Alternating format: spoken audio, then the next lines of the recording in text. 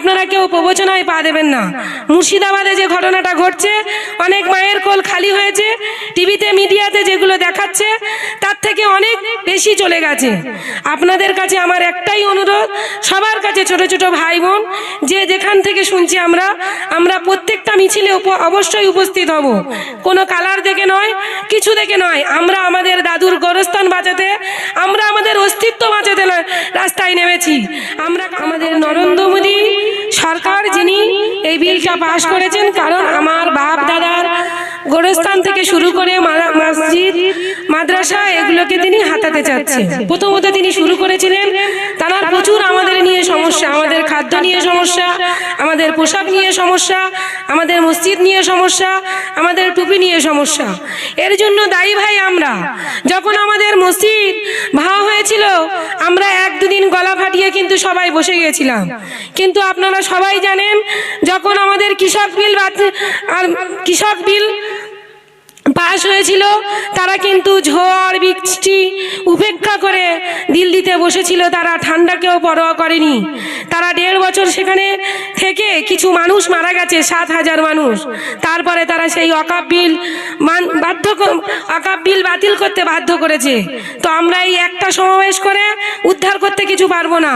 আর আমার একটাই অনুরোধ আপনাদের সবার কাছে, আপনারা কেউ প্রবচনায় পা দেবেন না। মুর্শিদাবাদে যে ঘটনাটা ঘটছে, অনেক মায়ের কোল খালি হয়েছে, টিভিতে মিডিয়াতে যেগুলো দেখাচ্ছে তার থেকে অনেক বেশি চলে গেছে। আপনাদের কাছে আমার একটাই অনুরোধ, সবার কাছে, ছোট ছোট ভাই বোন যে যেখান থেকে শুনছি, আমরা প্রত্যেকটা মিছিলে অবশ্যই উপস্থিত হব।